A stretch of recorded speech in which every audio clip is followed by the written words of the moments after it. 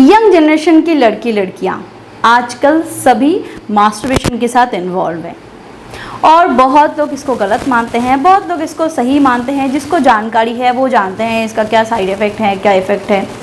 पर फिर भी एक सवाल तो आ ही जाता है, क्या ये गलत है? क्या इससे कोई नुकसान होता है?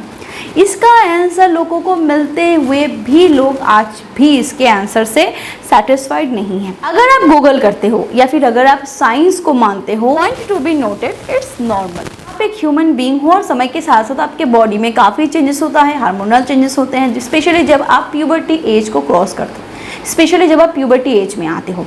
और एज पर नेचर आपके बॉडी में डिज़ायर क्रिएट होता है और ये डिज़ायर जो है ना, ये एक एनर्जी है हमारे बॉडी की जिसको हम अच्छे से फील कर सकते हैं। स्पेशली आज के जनरेशन की बात करूँ जहाँ पे सारी चीज़ें हाथ में आ गई है, सारी चीज़ें आपके लिए अवेलेबल है, तो इस जनरेशन में इसको रोक पाना बहुत मुश्किल है।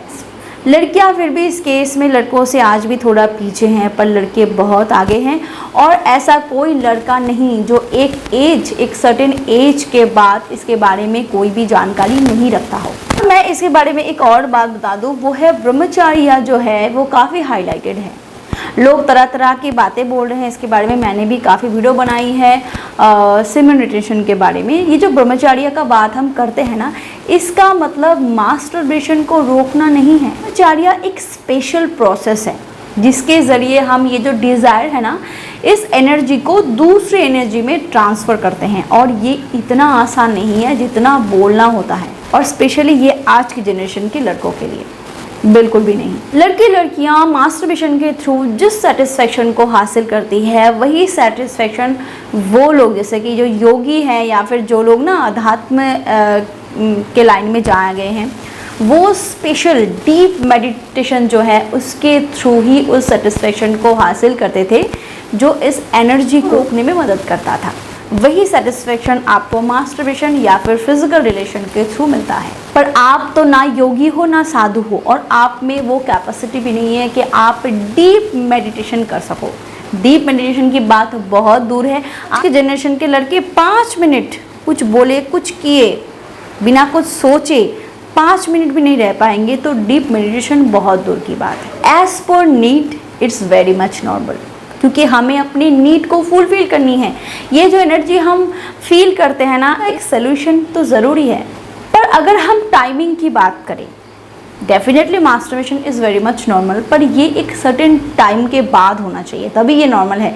जैसे कि एक अगर 12-13 साल का लड़का मास्टरबेशन को शुरू कर दे तो ये नॉर्मल बिल्कुल नहीं है। ये तब नॉर्मल है और ये तब ठीक है जब आप इसके लिए प्रिपेयर हो।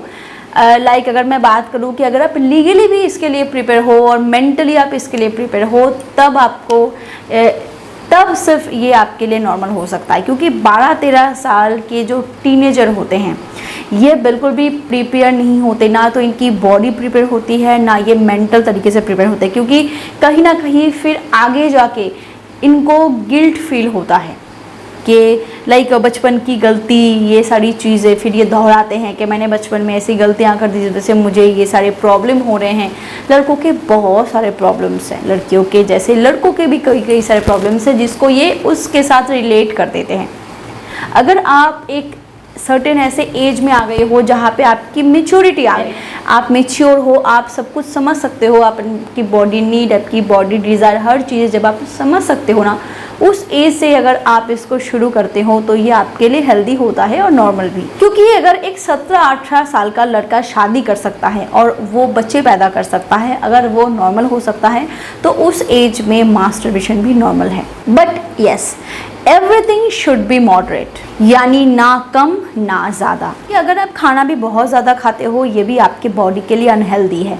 आपको डाइजेशन, कॉन्स्टिपेशन जैसी बहुत सारी बीमारियां हो सकती है, और भी बहुत सारे प्रॉब्लम्स हो सकते हैं। आपके ऑर्गन्स के साथ काफ़ी प्रॉब्लम हो सकती है। तो ठीक वैसे ही अगर आप हैंड प्रैक्टिसिंग को बहुत ज़्यादा करते हो, ये भी आपके बॉडी को हार्म पहुँचाता है।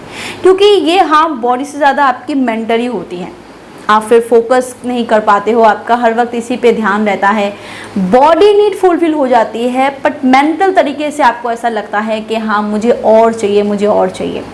और ये आपके लिए बिल्कुल भी हेल्दी नहीं होता। ठीक जैसे ही एक छोटे से बच्चे जो सिर्फ 2 महीने का है, अगर उसी एज से अगर आप उसको खाना देना शुरू कर दोगे तो वो उसको डाइजेस्ट नहीं कर पाएगा, वो उसके लिए नुकसानदायक है। ठीक वैसे ही ये जो हैंड प्रैक्टिसिंग की बात हम करते हैं, इसका भी एक सही एज होना चाहिए, जिस एज में वो बॉडी से भी और दिमाग से भी हर तरीके से वो प्रिपेयर हो और मैच्योर भी हो।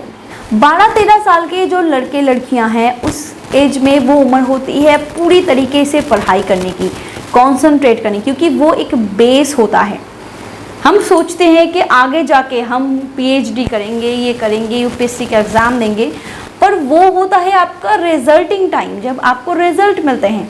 पर 10, 12, 13 साल की जो एज होती है वो होती है बेस एज, जहाँ पे आपको अपने बेस को स्ट्रॉन्ग बनाना है। उस एज में सिर्फ और सिर्फ पढ़ाई पे फोकस होनी चाहिए, या फिर आप जो करना चाहते हो।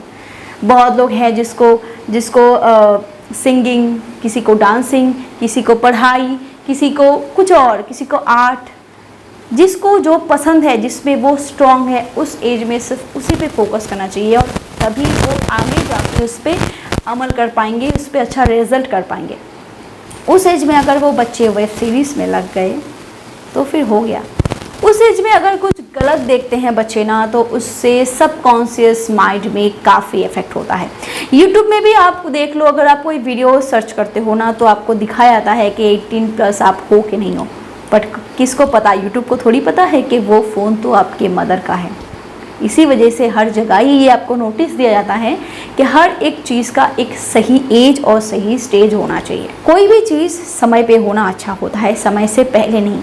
फिर ये जो बात आती है ना कि क्या हैंड प्रैक्टिसिंग सही है या ये गलत है, ये क्वेश्चन ही नहीं आया, क्योंकि ये गलत नहीं है, पर इसका समय, तरीका, ये सारी चीज़ें गलत हो सकते हैं। क्योंकि बहुत से ऐसे तरीके भी हैं जिसको लड़के आजमाते हैं और वो उनके लिए काफ़ी हार्मफुल साबित होता है। मैं इस पर अलग से वीडियो बनाऊंगी, ज़रूर बनाऊंगी, क्योंकि मेरा काम ही है आपको अवेयर करना, ताकि मैं अपने वीडियोस के ज़रिए आपको अवेयर कर सकूं। अगर वीडियो आपको थोड़ा सा भी मोटिवेटेड लगा हो, अगर थोड़ा सा भी वीडियो इन्फॉर्मेटिव लगा हो, तो लाइक ज़रूर करना, शेयर ज़रूर करना, ताकि और भी लोगों के पास ये वीडियो पहुँचे और कुछ मिथ्स हैं जो क्लियर हो सके और कुछ ऐसी चीज़ें हैं जो वो जान सके। और एक और बात, अगर वीडियो थोड़ा और पसंद आए तो प्लीज़ सब्सक्राइब करो, क्योंकि मैं ऐसे ही बहुत सारी मोटिवेटेड एंड इन्फॉर्मेटिव वीडियोज़ अपने चैनल में डालती हूँ जो आपके लिए मे भी हेल्पफुल हो सके। Thank you.